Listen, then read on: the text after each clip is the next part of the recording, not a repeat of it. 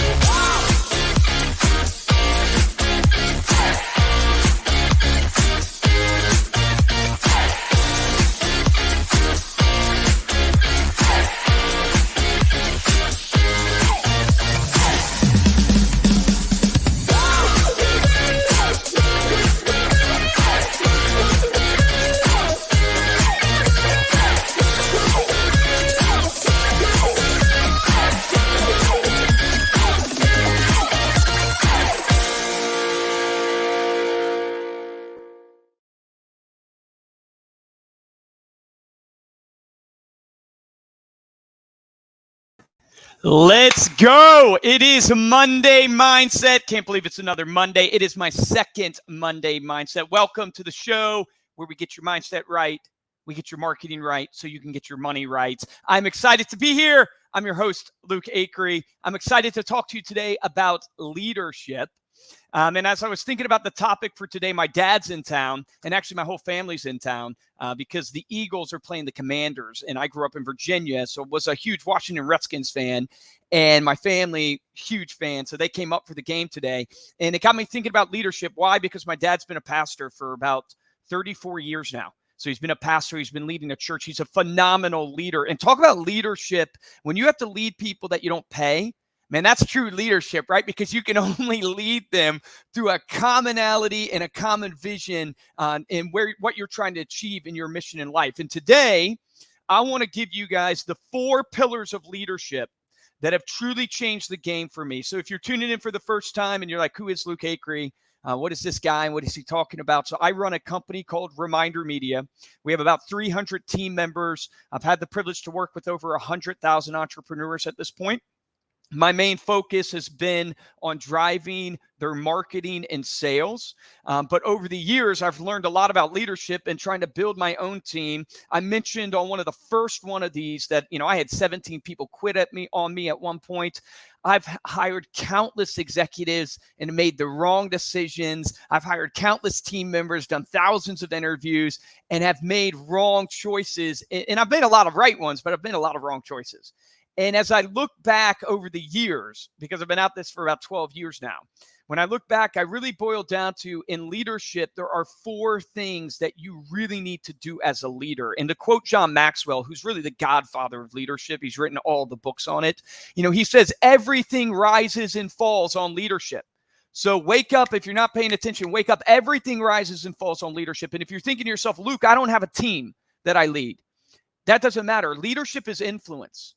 That's what John Maxwell teaches. Leadership is influence. So you could be leading your family. You could be leading at your church. You could be leading in your friendships, in the sphere of influence that you have, in the community, in the way you carry yourself. Leadership really is personified in almost everything you do. And how do you know you have the natural gift of leadership?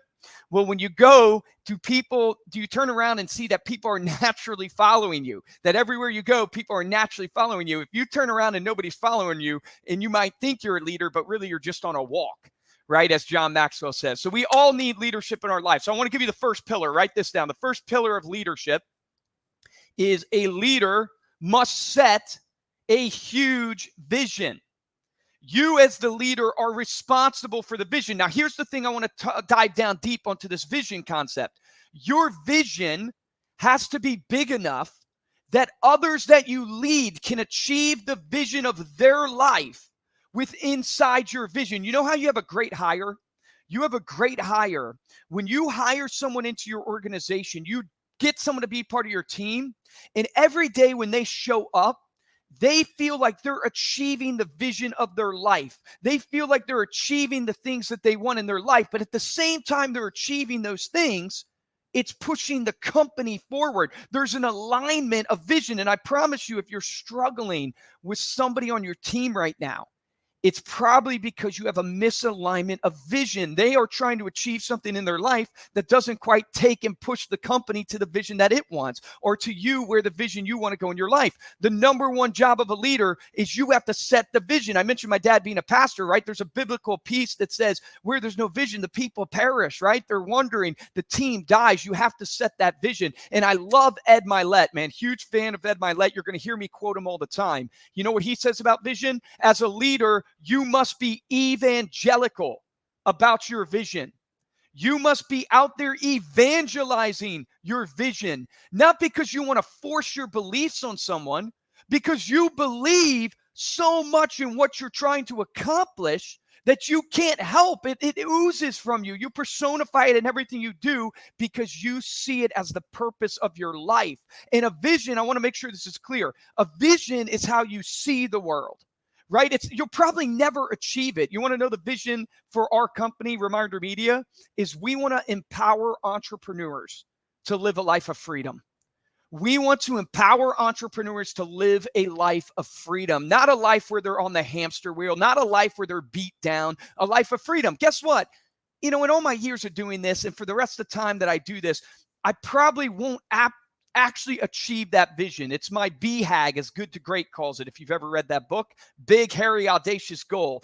But I want to make sure that my impact through Reminder Media is I move the people that I touched closer to that vision. Your vision is your BHAG. Your vision is that goal that you'll probably never achieve, but it's the impact you want to make on the world. It's bigger than the monetary stuff you get. It's bigger than the accolades. It's something that actually moves you. It's your impact. It's your legacy. Now, your mission, because people a lot of times get vision and mission confused.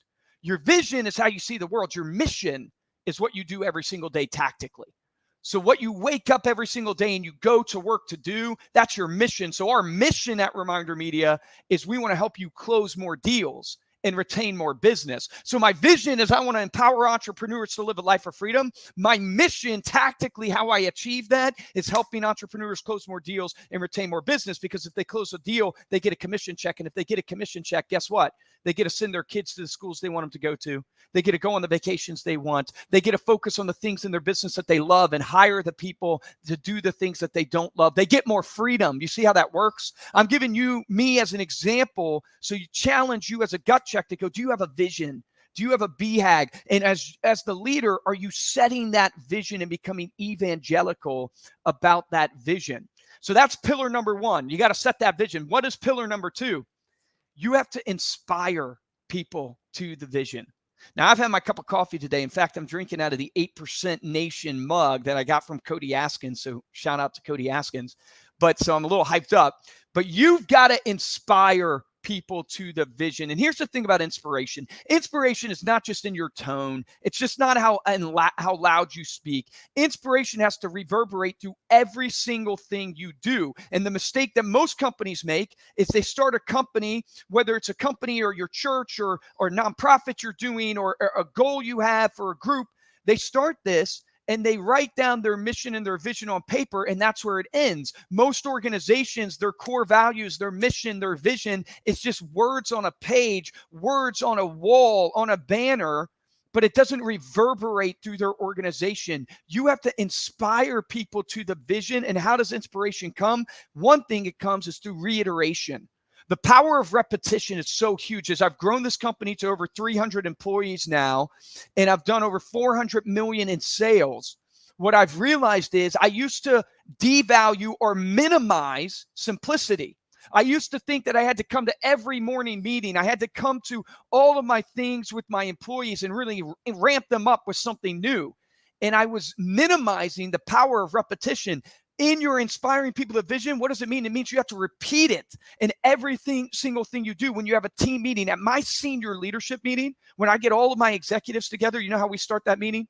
We start that meeting reiterating the vision and the mission of our organization, and tell ourselves everything we discuss in this mission or in this meeting has to come back to that mission and that vision. How does it help achieve that? Repetition is so powerful. This is such a good sales tactic too. If you're training somebody, teach them about repetition. If you repeat, it becomes top of mind for people, and they actually start thinking about it more. And what you think about, you act upon. Right? Where your focus goes, your energy flows. So you can repeat it, but it's more than just repeating that vision and mission in every meeting.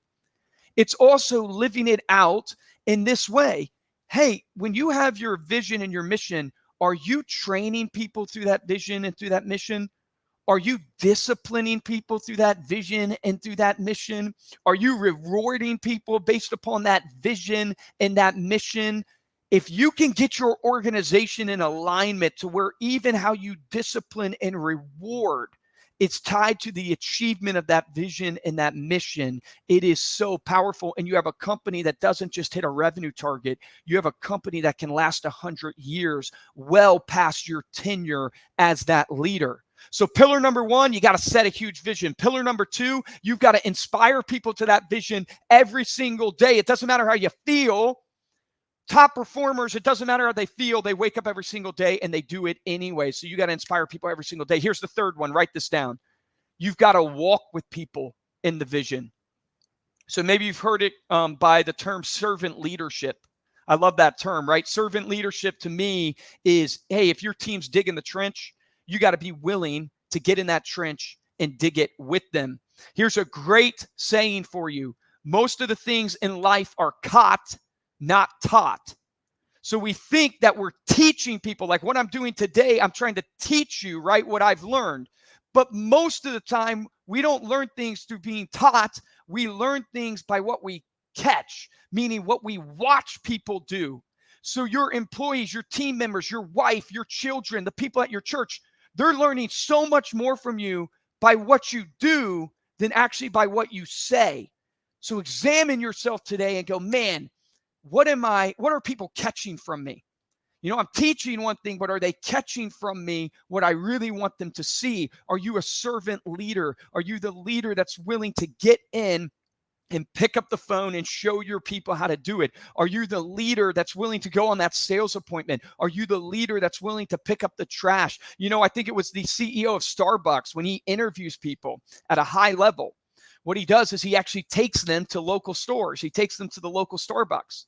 And one of the things he watches is not only how that person treats everybody in that Starbucks, from the barista to the actual patrons in the Starbucks, but he actually watches to see, do they pick up trash?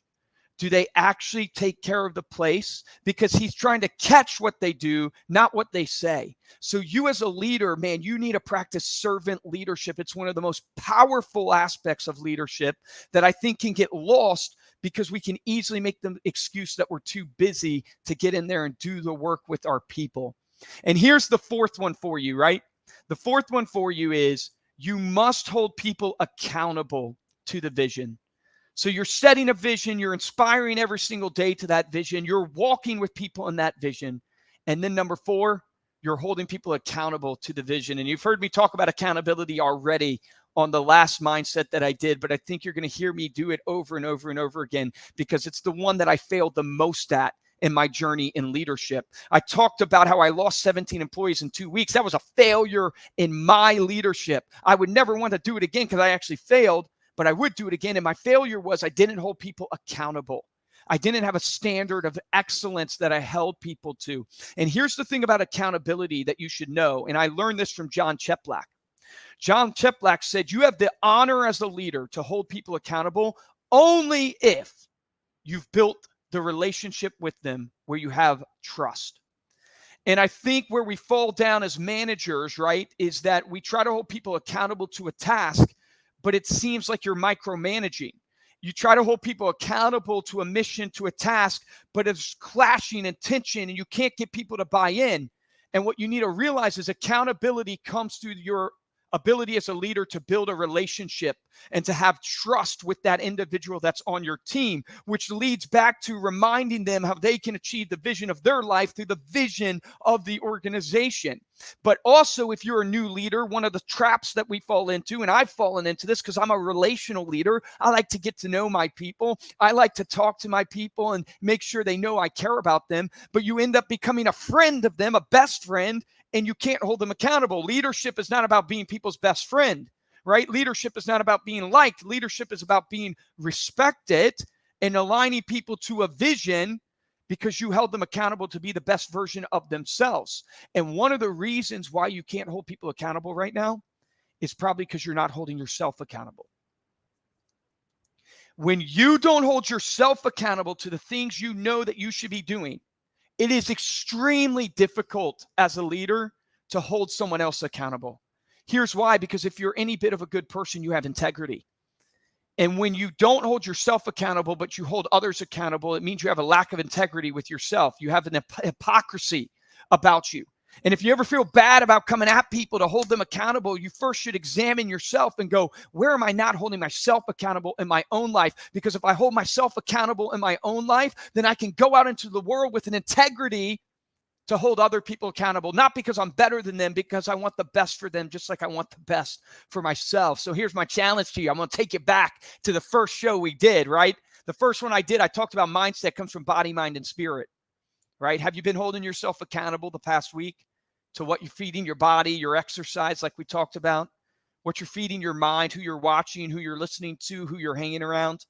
Have you held yourself accountable to what you're feeding your spirit, what this life is about for you, the impact that you're trying to make, to live a life of service comes to a life of significance? Do you have accountability? Do you have integrity with yourself on those three areas? Because if that's failing, guess what? It's going to be really, really difficult to hold other people accountable.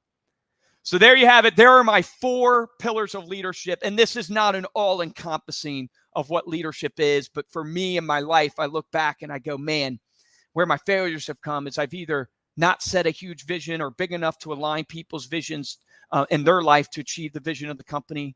I haven't inspired every single day to the vision because I've let outside variables kick in and take over and I get down and out. I haven't practiced servant leadership, or I haven't held people accountable to the vision. And my challenge to you today is, if you want to get your life right, get your business right, get your relationship right, get whatever you're doing right, you need to make sure that those things are happening in your life. So this is Monday Mindset. I hope this jacked you up a little bit. Get out there and win.